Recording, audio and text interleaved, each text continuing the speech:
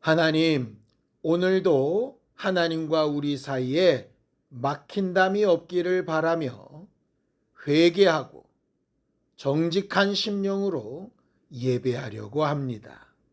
이 예배 가운데 함께하여 주시고 우리를 위로하시며 격려하여 주셔서 하나님의 말씀을 듣고 잘 순종할 수 있는 믿음이 생겨나도록 우리 모두를 도우시고 함께하여 주시옵소서. 우리의 모든 사정과 환경을 아시는 하나님께서 우리에게 가장 좋은 곳으로 인도하실 때에 하나님이 하시는 일을 눈으로 보고 체험하고 입술로 간증하는 우리 모두가 되어져 가도록 도와주시옵소서. 믿음으로 언금한 손길들 위에 복을 주셔서 하나님이 함께 하시는 증거로 마음의 힘을 얻고 누구 앞에서나 우리가 받은 구원과 감사와 기쁨을 전하고 나눌 수 있도록 우리 모두를 기억하여 주시옵소서. 예수님의 이름으로 기도하였습니다.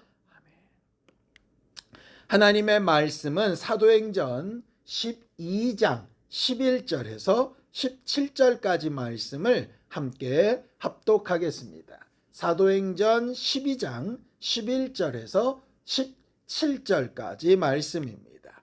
함께 읽습니다. 시작. 이에 베드로가 정신이 들어 이르되 내가 이제야 참으로 주께서 그의 천사를 보내어 나를 헤롯의 손과 유대 백성의 모든 기대에서 벗어나게 하신 줄 알겠노라 하여 깨닫고 마가라 하는 요한의 어머니 마리아의 집에 가니 여러 사람이 거기에 모여 기도하고 있더라. 베드로가 대문을 두드린데 로데라 하는 여자아이가 영접하러 나왔다가 베드로의 음성인 줄 알고 기뻐하여 문을 미처 열지 못하고 달려들어가 말하되 베드로가 대문 밖에 섰더라 하니 그들이 말하되 내가 미쳤다 하나 여자아이는 힘써 말하되 참말이라 하니 그들이 말하되 그러면 그의 천사라 하더라. 베드로가 문 두드리기를 그치지 아니하니 그들이 문을 열어 베드로를 보고 놀라는지라. 베드로가 그들에게 손짓하여 조용하게 하고 주께서 자기를 이끌어 옥에서 나오게 하던 일을 말하고 또 야고보와 형제들에게 이 말을 전하라 하고 떠나 다른 곳으로 가니라. 우리는 지난 1년 동안 믿음으로 살아가는 삶이라고 하는 주제로 여기까지 이렇게 왔습니다. 많은 말씀을 들었고 또 여러 가지 제목으로 기도도 했었고 그 기도에 응답이 받은 부분도 있고 또 아직 응답이 왔다고 생각하지 못하는 부분들도 있겠죠. 어쨌든 우리는 계속해서 1년 동안 믿음을 지켜가면서 여기까지 왔고 또 앞으로도 하나님 앞에 계속 나아갈 겁니다. 신앙생활할 때 가장 중요한 부분이 뭔가? 굉장히 많이 중요한 부분이 있겠지만 성경은 아주 중요한 두 가지 조건을 이야기를 하지요. 너무 잘 아는 말씀입니다. 디모데전서 4장 4절에서 5절입니다. 함께 읽죠. 시작. 하나님께서 지으신 모든 것이 선하매 감사함으로 받으면 버릴 것이 없나니 하나님의 말씀과 기도로 거룩하여 짐이라고 이렇게 되어져 있습니다. 이 말은 무슨 얘기냐면 이런 겁니다. 때로는 우리 마음에 드는 일도 있고 들지 않는 일도 있죠. 우리가 바랬던 대로 되는 것도 있고 그렇지 않은 것도 있다 이 얘기입니다. 그런데 어느 쪽이든 간에 그것을 하나님이 하셨다라고 인정하고 감사히 받으면 그것이 복이 된다 이 얘기입니다. 결국 우리는 우리 원대로 되면 감사하고 그렇지 않으면 원망하고 이렇게 되기가 쉽잖아요.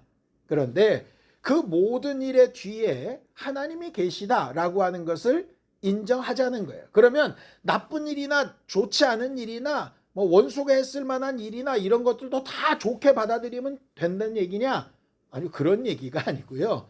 이게 그러면 하나님으로부터 된 건지 아닌 건지를 확인해 보는 과정은 필요하다는 거죠.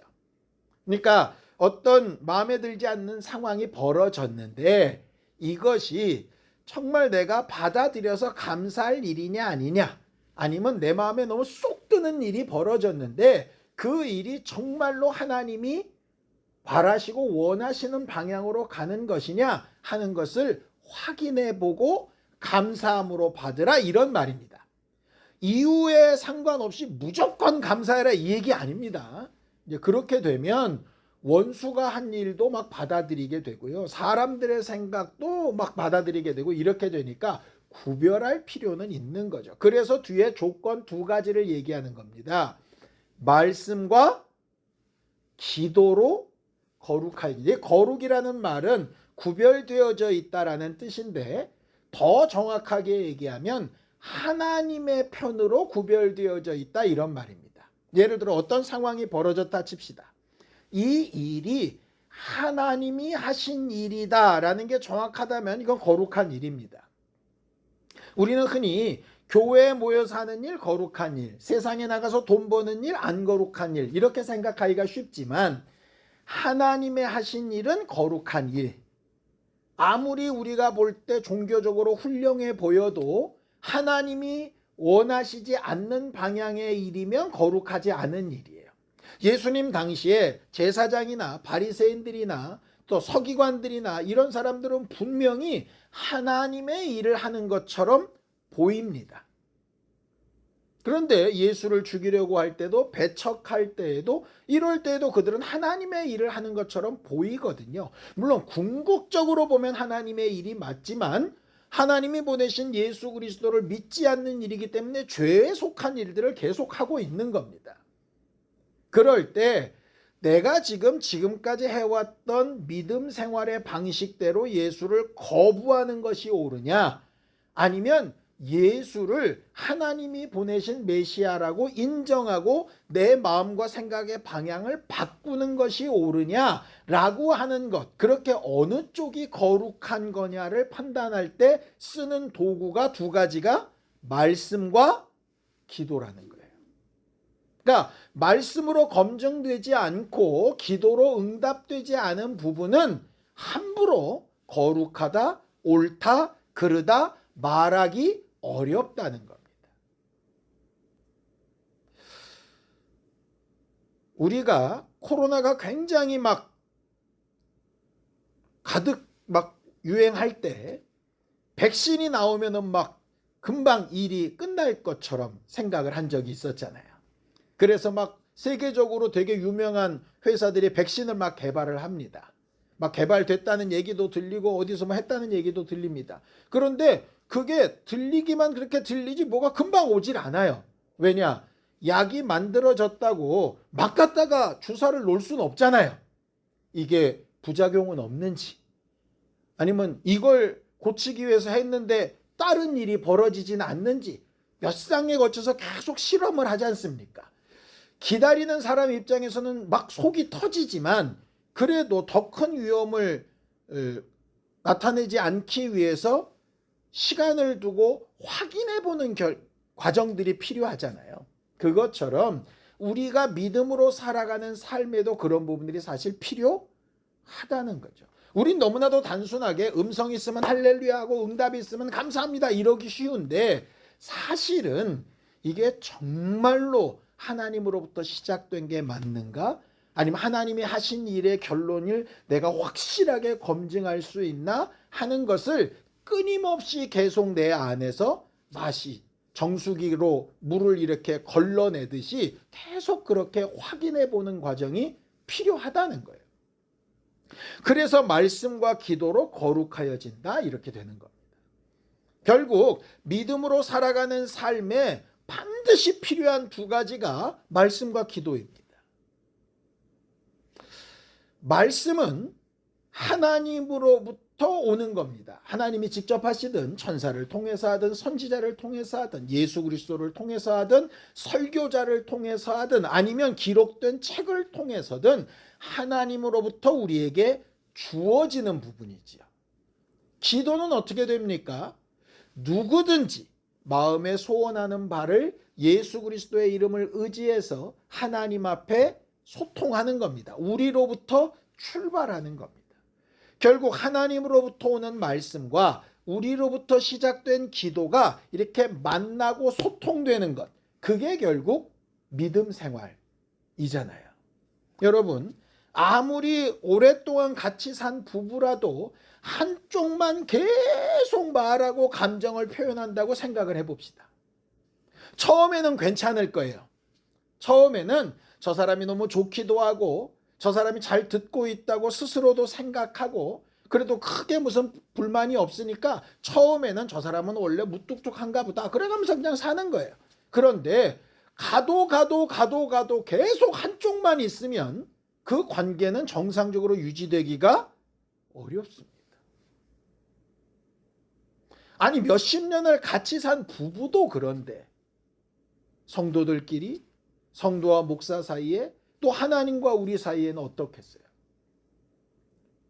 기도만 하고 말씀으로 검증이 없으면 잘못된 길로 가기가 되게 쉽습니다. 왜냐? 상대방의 대답 없이 나 혼자 막 유추하는 생각은 굉장한 오해를 불러일으키게 되거든요. 기도는 없이 주어진 말씀만 계속 듣는 것도 부작용이 있을 수밖에 없습니다. 왜냐? 소통이 안 되는 거거든요. 그래서 신앙생활은 하나님과 우리 사이에 통로가 이렇게 열려 있어야 하는 것인데 그 통로 안에 말씀과 기도가 계속 교차해야 정상적인 거예요. 마치 심장 안에 동맥과 정맥이 있어서 들어오는 피가 있고 나가는 피가 정상적으로 움직여야 이게 도는 거잖아요. 그런데 어느 한 기능이 약해지거나 피가 새버리면 갑자기 건강하던 사람이 무기력해져 버리는 겁니다. 정상적인 상황이 안 되는 거예요.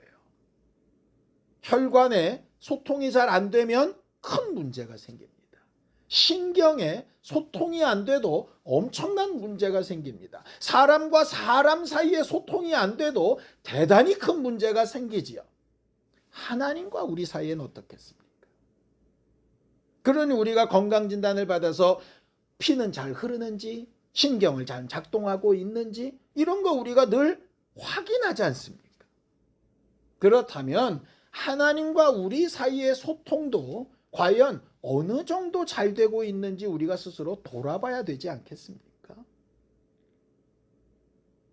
대부분 신앙생활할 때 예배를 중심으로 합니다. 예배 시간 가운데 좋든 싫든 가장 많은 시간을 차지하는 게 뭡니까? 설교 시간입니다. 결국 말씀을 듣는 시간은 그래도 더 많고 깊고 넓습니다. 무엇보다 기도하는 것보다. 그러다 보니까 이게 자꾸 언밸런스가 나는 거죠. 설교는 누군가 밖에서 해주는 거기 때문에 말씀은 누군가를 통해서 전달받는 거기 때문에 내 힘보다는 다른 사람들의 노력이 더 클 수밖에 없습니다. 반대로 기도는 아까도 말씀드렸지만 그럼 나로부터 출발하는 거기 때문에 내가 하지 않으면 불가능한 문제입니다. 목사가 옆에서 기도로 돕는 것도 한계가 있고 먼저 믿은 사람들이 중보하여 돕는 것에도 한계가 있습니다. 그러니 이 두 가지를 잘 조화시키는 것이 우리에게 대단히 필요한 거죠. 요한 1서 5장 14절에서 15절입니다. 함께 읽죠. 시작. 그를 향하여 우리의 가진 바 담대함이 이것이니 그의 뜻대로 무엇을 구하면 들으심이라. 우리가 무엇이든지 구하는 바를 들으시는 줄을 안즉 우리가 그에게 구한 그것을 얻은 줄을 또한 아느니라. 제대로 소통이 잘 되고 있다면 말씀으로 그 응답을 검증하고 하나님으로부터 왔다라는 사실을 미리부터 확신할 수 있다. 이것이 정상적인 신앙생활의 모습이다라고 이야기하는 거예요. 여러분들은 우리 스스로 생각할 때 나는 과연 이런 소통이 몇 점쯤 된다고 생각하십니까? 그걸 한번 생각해 보는 게 굉장히 중요한 문제입니다. 오늘 성경 본문에 보면 사도행전에서 베드로가 옥에 갇혔다가 풀려 나오는 사건을 이야기합니다. 그 당시 상황을 좀 설명하면 이렇습니다. 당시 로마 사람들이 볼 때에는 이스라엘 사람들이 계속 이렇게 뭉치고 모이는 것이 대단히 위험해 보였어요. 일제 36년 때 3.1 운동 이후에 조선 사람들이 모이는 것을 일본 사람들이 지극히 두려워하지 않습니까? 왜냐하면 모이면 뭔가 문제가 일어나니까. 그래서 자꾸 흩으려는 거예요. 그러니까 원수들도 성경에 있는 것처럼 모이기를 패하는 어떤 사람들의 습관처럼 하지 말라 이렇게 하고 있는 것이 왜 그러냐면 모이면 소통이 됩니다. 그렇죠? 말씀으로 은혜 받은 사람이 모이면 그 은혜들이 소통이 되면서 점점 커져요.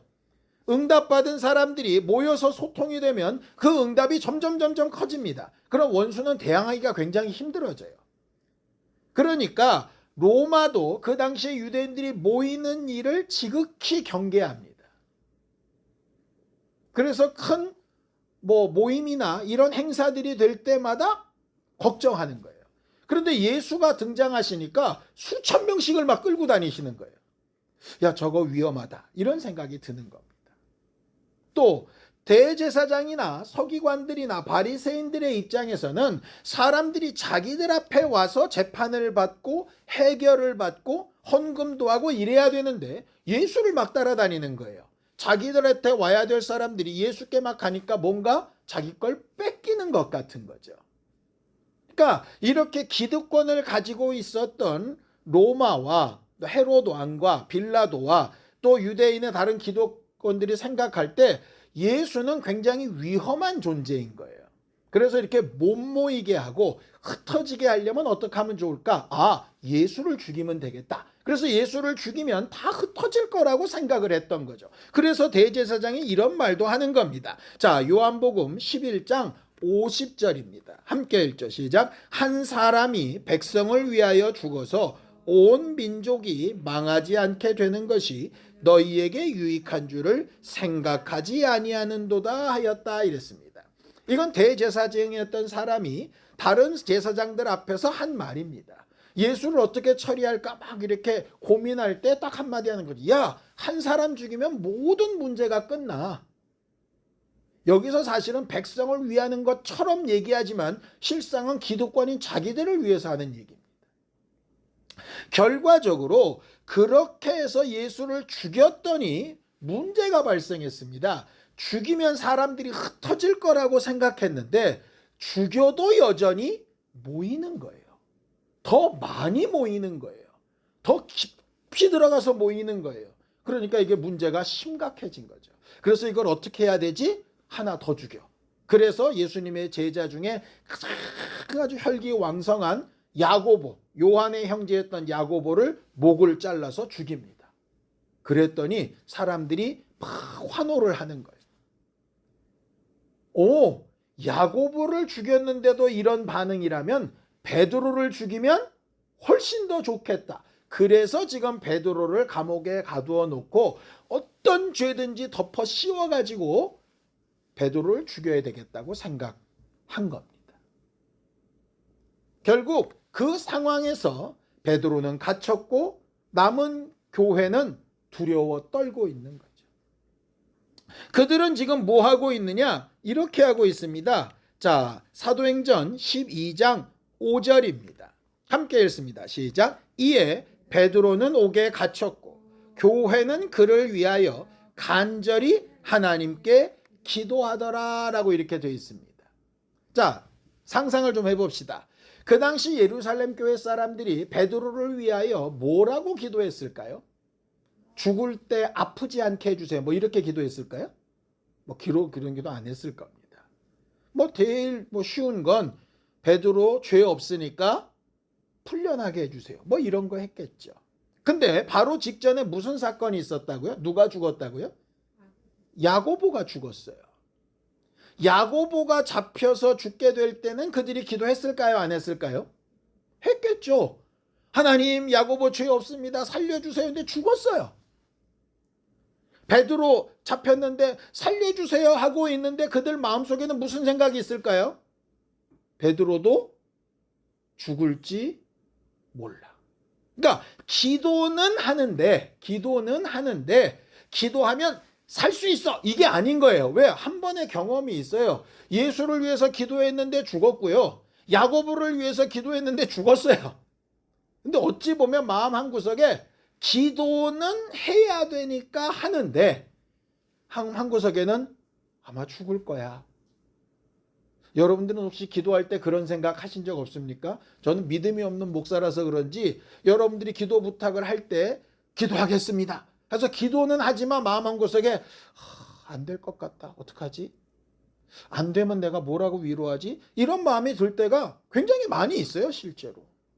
기도는 합니다. 하나님, 나의 생각은 이것밖에 안 되지만 그래도 하나님은 나랑 다르시니까 어떻게라도 좀 뭘 좀 해주세요. 이렇게 기도하지만 마음 한구석에는 안 될 수도 있을 거야. 뭐 이런 마음을 가지고 있거든요. 아마 예루살렘 교인들도 그랬고 아마 감옥에 있었던 베드로도 그런 생각을 가지고 있었을지 모르겠습니다. 베드로도 예수님처럼 기도했겠죠. 이 잔이 넘어가기를 원하고, 근데 그것이 하나님의 뜻이라면 내가 잘 받아들일 수 있도록 아마 이렇게 기도했을 수도 있을 겁니다. 어쨌든 그들이 기도했음에도 불구하고 시간은 지나서 이제 내일 아침 해가 뜨면 사형을 당하게 되는 전날입니다. 베드로의 입장에서도 이제 다 끝났다. 예를 들어 그 오밤중에 새벽에 재판이 열려서 무죄 방면 이렇게 될 가능성은 사실 없는 거잖아요. 그러니 이제 이 밤이 지나고 아침이 되면 나는 죽을 수밖에 없겠다. 당연히 생각할 거고, 또 예루살렘 교인들도 마지막까지 기도는 하지만 또 한 명의 사도가 이렇게 사라지나? 우린 어떻게 해야 되지? 이런 답답한 마음에 모여 있었을 수도 있을 거예요.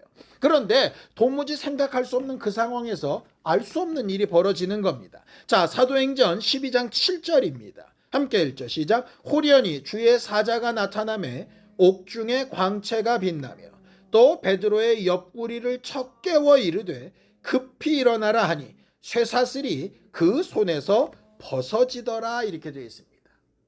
베드로가 지금 어떤 상태입니까? 자고 있는 상태입니다. 나의 죽음을 받아들여서 잔 건지 아니면 정말 믿음이 좋아서 잔 건지는 모르겠어요. 그런데 막 기도하고 살려주옵소서 막 땀방울이 핏방울이 되도록 이렇게 기도한 게 아니라 그냥 자고 있었어요. 지쳤는지 어쨌는지. 근데 하나님께서 일방적으로 깨우셔서 일방적으로 손에 쇠사슬을 제하시고 일방적으로 끌고 나가시기 시작합니다. 본인조차도 베드로조차도 이렇게 생각을 했대요. 자, 사도행전 12장 9절입니다. 함께 읽습니다. 시작. 베드로가 나와서 따라갈새 천사가 하는 것이 생시인 줄 알지 못하고 환상을 보는가 하였더라. 내가 꿈인가? 이런 생각이 들 만큼 본인도 실질적으로 기도했더니 응답받았다 이런 생각이 없이 그냥 막 끌려갔다는 거예요. 간혹 우리가 기도할 때 그럴 때 있습니다. 우리가 기도하면 뭐가 먼저 팍팍팍팍 단계가 보이고 하나님이 일하시구나 이런 경우가 아주 소수 있지만 대부분의 경우는 기도하면서 뭐가 어떻게 진행되는지 우리는 사실 모를 때가 훨씬 더 많아요. 우리가 기도한다고 의사들이 어떤 판단을 내리는지 우리가 압니까? 몰라요. 우리는 그냥 어떤 상황이 지났는지 전혀 모르고 기도하는데 우리가 알지 못하는 상황에서 막 상황이 바뀌는 거죠. 그리고 뭐만 아느냐? 나중에 결과만 아는 겁니다. 그러니 우리의 기도가 기도하면 조금 바뀌고 이랬으면 좋겠다라고 간혹 생각하지만 특별히 내가 사랑하는 사람이나 어떤 상황이 변할 때 그런 가능성이 조금씩 보이는 것을 기대하지만 우리가 지금까지 해왔던 기도 생활의 대부분은 그런 적이 없어요. 되고 나서도 나조차도 신기하게 됐다 이렇게 생각할 만큼 우리가 모르는 과정 가운데 하나님의 역사가 막 일어나고 있다고요. 그러니 당장 내 눈앞에 뭔가 가능성이 조금이라도 확률이 변하는 것이 안 보인다고 낙심할 필요가 있겠습니까? 없겠습니까? 없는 거예요. 근데 우리는 대부분 그때 낙심하거든요. 하나님이 일하시면 우리는 이게 꿈인지 환상인지 알 수 없는 상황에서 하나님은 일하시는 거예요. 어쨌든 베드로는 그렇게 응답을 얻었습니다. 환상인가 이렇게 막 헤매고 있다가 어느 순간 정신이 번쩍 들었어요. 그래서 이렇게 되죠. 사도행전 12장 12절입니다. 함께 읽죠. 시작. 깨닫고 마가라 하는 요한의 어머니 마리아의 집에 가니 여러 사람이 거기 모여 기도하고 있더라. 여러분, 믿음이 좋은 사람, 아주 신앙이 깊은 사람은 어떤 어려움이나 어떤 아픔이나 어떤 괴로움에도 하나도 마음에 동요 없이 너무나도 평안하게 그렇게 대하는 줄 아십니까? 천만에입니다. 어떻게 이렇게 확신하느냐? 하나님의 아들인 예수 그리스도조차, 믿음의 본이 되고 주가 되시는 그분조차, 하나님이시면서 완벽한 사람인 그분조차 십자가를 지는 일에 대해서 마음이 어떻다고 고백하십니까? 내 마음이 심히 고민하여 죽게 되었다라고 고백합니다. 그러니 내가 어떤 일에 고민한다고, 근심하고 있다고, 이게 왜 이렇게 되지? 라고 낙심하는 마음이 막 든다고, 난 왜 이렇게 믿음이 없지? 이렇게 바보같이 생각할 필요가 하나도 없습니다. 왜? 모든 사람은 어렵고 힘든 일이 생기면 다 그런 생각을 하기 때문에 그래요. 베드로조차도 하나님의 이적을 체험하면서도 이게 진짜야 가짜야 이런 생각이 들 만큼 제정신이 아닌 게 우리들이라는 거예요. 그러니 어떤 상황의 어려움 때문에 한숨 쉬고 답답하고 괴로워하는 마음이 드는 것 너무나도 자연스러운 일이고, 심지어는 나는 너무 마음이 괴로워서 기도가 잘 안 돼요. 너무나도 자연스러운 일입니다.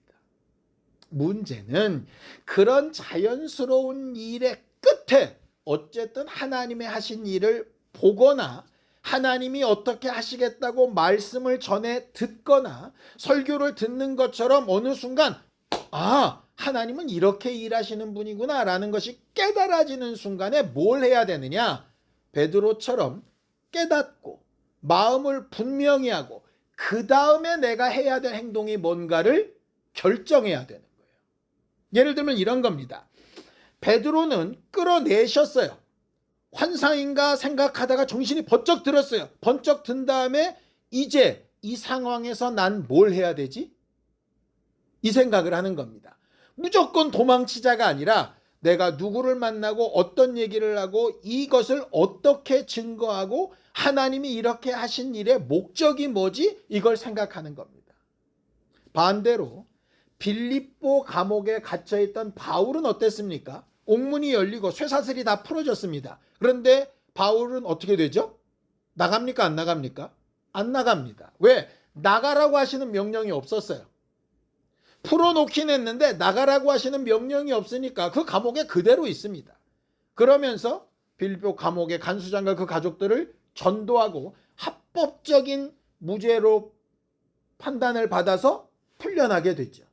결국 풀렸냐 안 풀렸냐가 중요한 게 아니라 풀린 상태에서 나는 어떻게 해야 되는가를 깨닫는 게 굉장히 중요한 거예요. 그게 말씀으로부터 오는 겁니다. 기도 응답 받았다라고 끝나는 문제가 아니라는 얘기예요. 제가 계속 말씀드리지만 우리는 예를 들어 병이 들었습니다.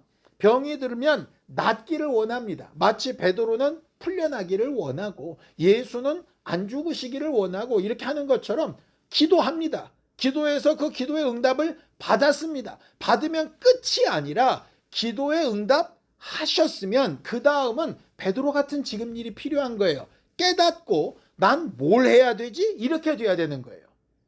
결국 기도의 응답이 있으면 그 다음에는 말씀이 있어야 내가 어떻게 해야 되는지 아는 거고, 말씀대로 순종했으면 그 다음에는 기도하고 기다리는 일이 필요한 겁니다. 이 두 가지가 계속해서 들숨과 날숨처럼 반복돼야 되는 거예요. 근데 우리는 큰 기도에 응답 받으면 응답 받은 걸로 좋은 상태를 계속 그냥 끌고 가려는 경향이 있어요. 말씀을 듣고 되게 은혜를 받으면 너무 좋다, 감동적이야 이러고 그 다음에 내가 해야 할 일을 멈춰버리는 성향들이 있어요. 그러다 보니까 소통이 버그덕 이렇게 하는 거.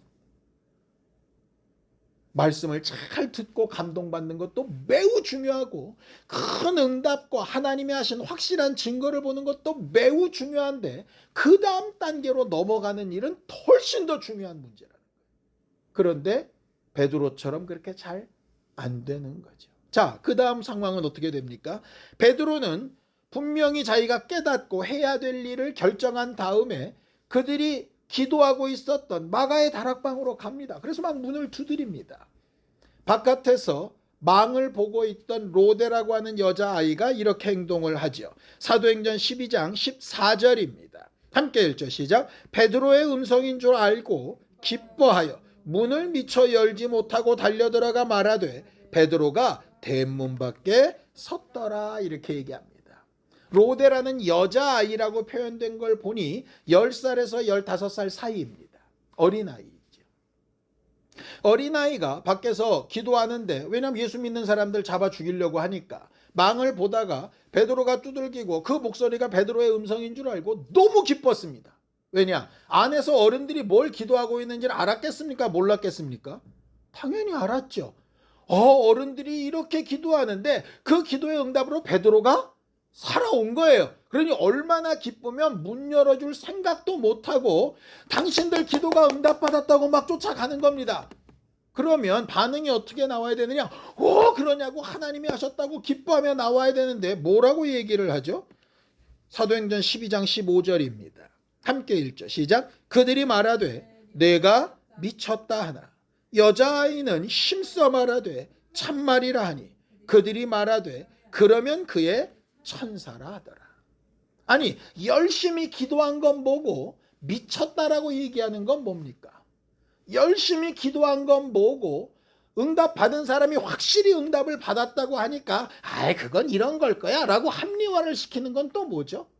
아까 말씀드린 것처럼 우리의 연약함입니다. 기도는 기도, 실상은 실상. 말씀은 말씀, 내 삶은 삶. 그럴 수 있다니까요. 그게 대단한 죄나 잘못인 것처럼 이렇게 막 수그리자는 얘기가 아니고요. 그런 연약함을 인정하자는 거예요. 근데 그런 연약함이 해결되는 과정에 몇 가지 조건이 필요하다는 거죠. 첫 번째는 뭐냐? 그 다음에 보면 베드로는 계속해서 두드립니다. 자기 문을 열어주지 않고 안에서 웅성웅성 되는 걸 듣고 나 실제로 여기 있다는 것을 계속해서 두드린다고요. 예수께서 계시록에 이렇게 말씀하시죠. 내가 문 밖에 서서 두드린다. 언제까지? 네가 열어서 확인하기까지 나는 계속 두드린다. 하나님의 말씀은 이렇게 계속 돼야 되는 겁니다. 제가 설교자다 보니까 가끔 어쩔 때는 설교해도 못 알아듣는 것 같고 별로 좋아하지도 않는 것 같고 부담만 주는 것 같고 막 졸고 있는 것 같고, 그러면 갑자기 굳이 이렇게 다 얘기할 필요가 뭐 있어? 이런 생각이 들 때도 간혹 있습니다. 그런데 설교자는 어떻게 해야 되느냐? 베드로처럼 열릴 때까지 계속 두드리는 겁니다. 언제 열릴지 몰라요. 언제 받아들일지 모릅니다. 전도도 그렇습니다. 한두 번 해보고 끝나는 게 아니라 그가 언제 예수를 받아들일지 알지 못하니 어쩔 때는 계속해서 낙심이 쌓이더라도 하는 일은 계속해야 됩니다. 왜? 그래야 확인이 가능한 거예요. 반대로 미쳤다 생각을 하든 합리적으로 이건 아니다 생각을 하든 받아들이는 입장에서는 그래도 하나님이 하시는 일이니 혹시 모르니 확인해보고 찾아보고 열어보는 과정은 필요한 겁니다. 믿음이 갑자기 완벽해져서 예수를 믿고 따르는 사람은 없습니다. 저렇게까지 얘기하니, 누구누구는 이런 응답을 받았다고 하니, 이런 부분은 내가 그럴 수도 있겠다고 생각이 드니 한번 알아보리라, 들어보리라. 마치 빌립이 나다나엘을 데려올 때 한번 네가 와서 확인해봐라 라고 하는 마음으로라도 확인하려고 할 때 그 응답이 증거가 되는 거예요. 기도도 그래서 해보는 거고요. 응답도 확인해 보는 겁니다. 말씀도 내가 찾아봐야 하는 거예요. 그런데 대부분 전혀 움직이지 않고 머릿속으로만 그렇대더라, 누구는 그랬대더라, 이렇게 넘어가게 되는 거죠.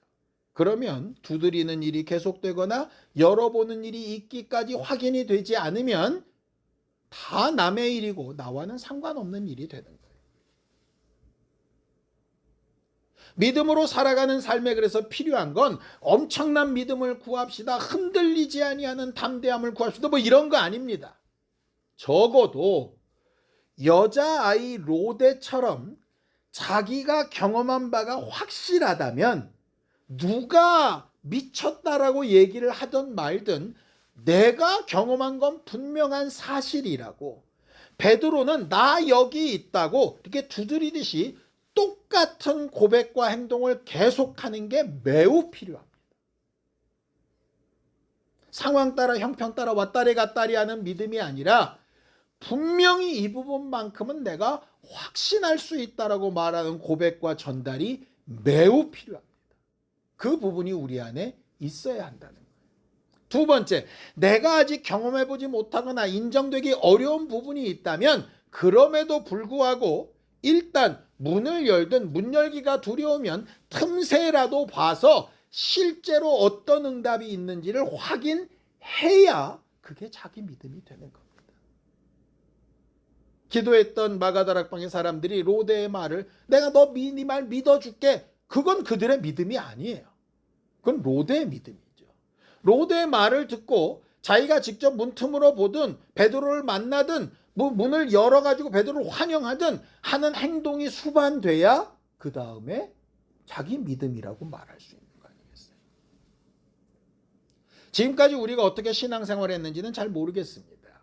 근데 제 경험상 비추어 보면 이런 중간 과정들이 생략되다 보니까 믿음인 것처럼 말은 하는데 실상은 아무런 행동과 결과가 없는 경우들이 꽤 많이 있었다라고 하는 생각이 들더라는 거예요.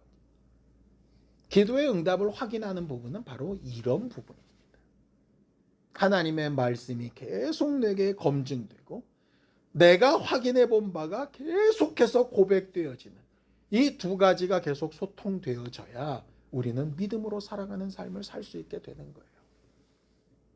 로데라고 하는 여자아이는 왜 그렇게 담대함과 확실함으로 그들 앞에 가서 얘기할 수 있었을까? 예수께서 이런 말씀을 하신 적이 있어요. 누가복음 18장 17절에 어린아이와 같이 천국을 받들지 아니하는 자는 내게 합당치 않다, 이런 말씀하셨어요. 이게 뭐냐? 아이들한테는 확실한 하나가 보이면 다른 것들로 인해서 이게 흔들리질 않아요. 근데 어른들은 생각이 너무 많아요. 어린아이와 같은 믿음이 뭐냐면 분명한 사실은 그냥 사실인 거예요. 거기에 대해서 누가 뭐라 그러든 이야기하는 거예요. 그게 우리에게 되게 필요한 거죠. 근데 나이 먹고 오래 지내다 보니 이런 상황 이래서 피하고 저런 상황 저래서 피하고 이렇게 말하면 내 책임이 될 것 같으니 피하고 이렇게 하면 내가 또 뭔가 더 수고를 해야 될 것 같더니 접고 이렇게 뭔가 계산하고 두들기고 이러다 보니까 신앙생활이 되는 것도 아니고 안 되는 것도 아니고 믿음이 있는 것도 아니고 없는 것도 아닌 상태로 계속 그럭저럭 그냥 가는 거죠. 그런 교회에 무슨 희망이 있고 그런 신앙생활에 무슨 능력이 있겠어요? 우리가 올 한 해를 잘 마무리하면서 이 부분을 우리 안에 좀 다시 생각해 봤으면 좋겠습니다. 나는 들려지는 말씀이 막 쏟아지는데 언제 문을 열고 받아들였던가? 내가 기도하고 애썼던 것들에 분명히 믿음이 없어서 근심되고 두려운 부분이 있었지만 이걸 해결하기 위해서 나는 무엇을 어떻게 확인해 봤던가? 우리 자신을 좀 잘 돌아보고 정말 어렵고 힘들고 아프고 괴로운 상황일지라도 그 가운데 일하신 하나님의 역사를 제대로 확인해 볼 줄 아는 우리 모두가 되기를 예수님의 이름으로 축원합니다. 함께 기도하겠습니다. 하나님 아버지, 하나님께서 우리와 함께 하시고 인도하여 주셔서 하나님을 더 사랑하고 하나님께서 일해 나가시는 과정을 분명히 확인해 보는 믿음의 사람들이 되도록 도우시고 인도하여 주시옵소서. 주 예수께서 우리를 위하여 지금도 일하고 계시고 우리는 또 하나님 앞에 우리가 해야 될 일들을 잘 감당해야 하는데 어떻게 순종하며 행해야 될지 알고 순종할 줄 아는 거룩하고 신실한 우리 모두가 다 될 수 있도록 도우시고 함께하여 주시옵소서. 하나님의 말씀이 늘 우리와 함께하고 있음을 기억합니다. 이제 그 말씀에 의지하여 기도하는 것들의 응답을 우리가 확인해 보고 우리의 삶 가운데 잘 적용해 보려고 합니다. 하나님과 우리 사이에 막힌담이 없이 잘 소통되는 믿음으로 살아가는 삶을 살 수 있도록 우리 모두를 도우시고 인도하시며 깨닫고 결단하는 수고를 계속해서 연습하고 익숙해져 갈 수 있도록 우리 모두와 함께 하시고 도와주시옵소서. 예수님의 이름으로 기도하였습니다. 아멘.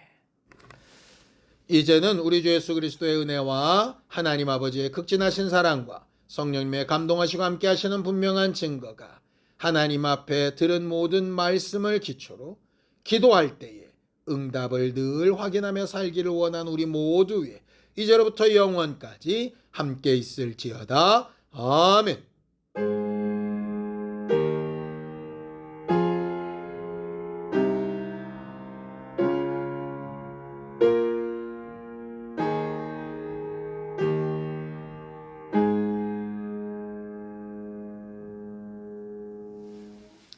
우리의 모든 날이 하나님과 잘 소통되는 날들이 되기 바랍니다. 수고하셨습니다. 감사합니다.